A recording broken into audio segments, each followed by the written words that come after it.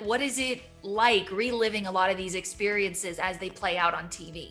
We don't watch it. No, we haven't for a while.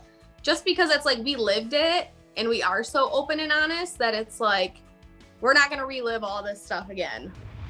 I have to congratulate you. So exciting. You're currently expecting. How are you feeling? I'm feeling really good now. 17 weeks as of today. I feel really good. I'm due like September 2nd. Would you show us a little glimpse of the beautiful bump? You definitely tend to grow more. There you are. Oh, you look so beautiful. Thanks. How is this pregnancy comparing to yours in the past? I feel like a lot of my pregnancies are very similar. I definitely have, for the most part, pretty easy pregnancies. So this one so far has been just as normal as it possibly could be, which is good. Of course, I follow you on Instagram. I saw you revealed you're having another girl, which is so exciting. And you also teased that you and Tyler have already picked out a name. And I'm wondering if you might share it with us. No, we're not sharing with anybody until she's born. I can tell you that it starts with a Z. Ooh. And that's all. I'm sure people can tell just from our other two kids, like we like different names. We like different, unique, like not so heard of names. Do you think after this baby that the Baltierra family is complete, or do you guys still want to try to expand? No, I mean, as of now, I'm like, this will be our last child. That means I've carried 4 children biologically. Like, I feel like it'll feel complete and my body is cut off.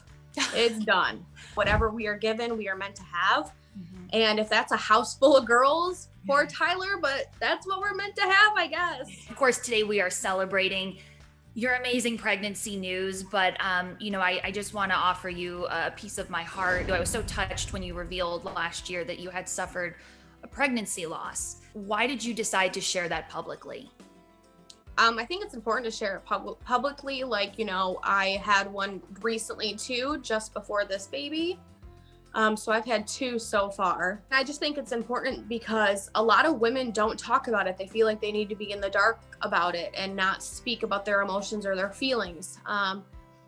And the sad part of reality is that it is a lot more common than women think, or even than men think, and it takes a toll on a woman whenever you get a positive pregnancy test and you've been trying to have a baby. Like, when you see those 2 lines, you automatically start getting excited and thinking about the future and just thinking, what is this child gonna be like? And then when you are to lose a child, like, it is very hard. It's hard on the mom, it's hard on the dad. Like, I think it's just, we need to bring awareness to things that women go through and how hard that they can be.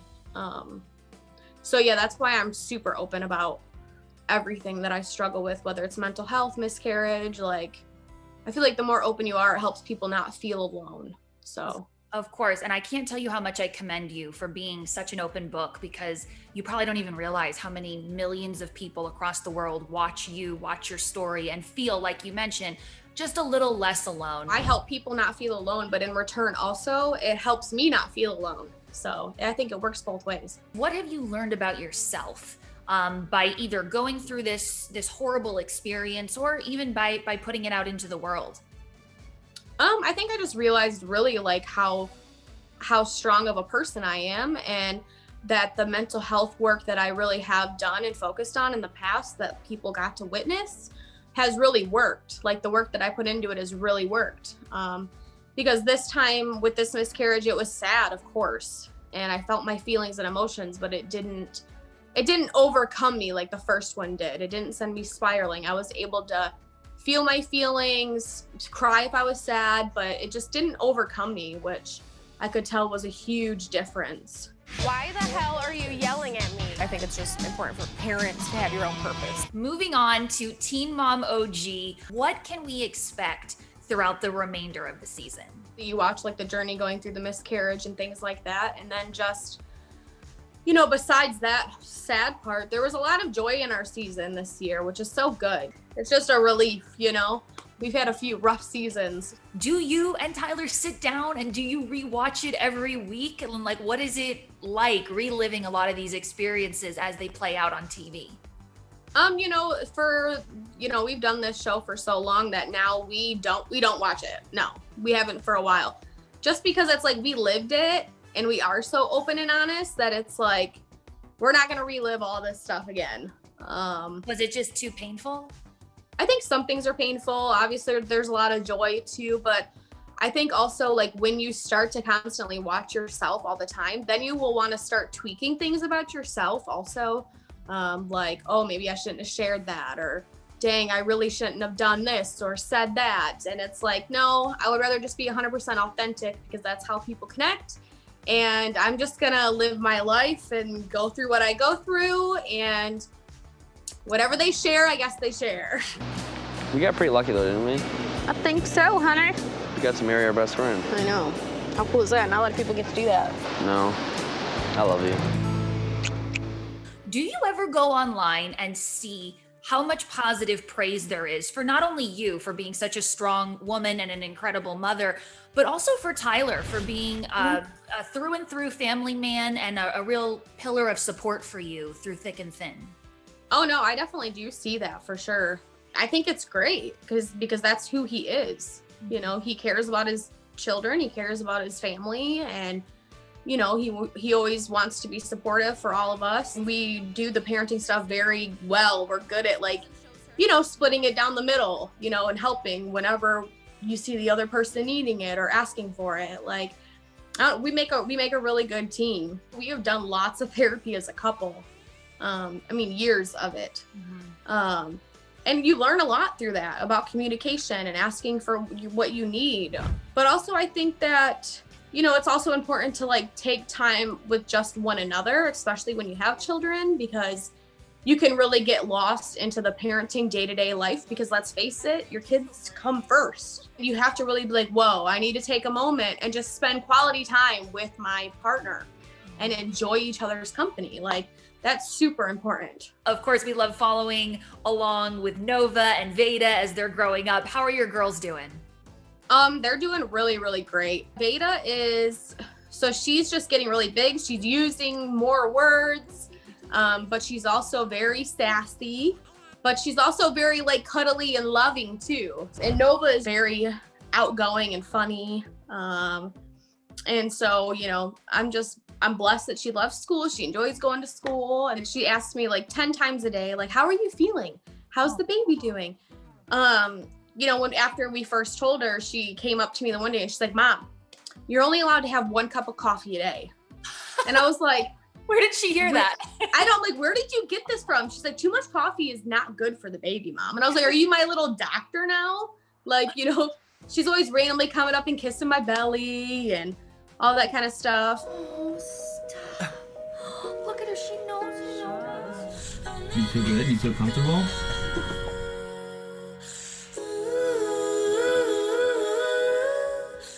Catelynn, we've really enjoyed being a part of your journey over the last 10 plus years. How long do you see yourself being a part of this franchise, and how will you know when it's time to walk away? Tyler and I have had this discussion multiple times. We say as long as it's doing good into the world, or as long as it's still being educational and informative in some type of way, I will continue to do it. Now, if it started being scripted or them throwing things in the mix to cause drama or anything like that, then I would completely walk away. But as long as it's still doing good for people, I will continue to do it. You know, you're on a show called Teen Mom OG, but if we break it down, you are a loving wife, you are a really proud mom, and you're nearly 30 years old. So how do you feel about being part of this Teen Mom universe? Do you still think there's a stigma attached to that title? I think there will always be a stigma to the title of Teen Mom or 16 and pregnant or young and pregnant. But no, it is funny. I've joked with like, you know, the higher up execs where I'm like, can't we just change the name? Like, we're not teens anymore. What's the answer? You know, they're just like, well, that's how people know us though. Like, you know, once you have a fan base, that would be like as in Lady Gaga changing her name. If you think back on the last 10 plus years, is there a moment that you really love and stands out as your favorite? And is there a moment that is too hard to relive, you maybe wish cameras weren't there for? I think honestly, the hardest things to film about was when I was struggling with my mental health and like leaving my family and watching how it affected Nova and my husband and my family. Like, that was super hard. And also I think something that when I am older and Carly is in her 20s or 30s, I'm blessed to be able to have a copy of my 16 and Pregnant episode that I can show her. I don't even have to say too much. We can watch it and then I can answer questions that she has because it was so 100% real. And I still haven't been able to watch my 16 and Pregnant. I can't do it. Have you ever seen it? So I watched it the first time it ever aired in 2009. And then there was one time Tyler and I were probably 19, almost 20. And we were at our trailer that we owned back in the day and we were folding clothes and for some reason it popped on. And we ended up not even folding clothes for like 5 minutes and just sobbing. And so I was like, we need to shut this off. And ever since then, no, I haven't watched it. It's too hard to watch.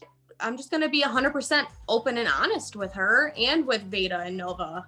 Like, I'm not going to hide anything. If you ask me any question about it, I'm going to be 100% real about it. Well, you're an incredible mother and an incredible woman. My last question to you, you brought up that it's challenging to relive those moments where, your mental health was really at the forefront of the conversation. How are you doing today? I'm doing really well. I feel good.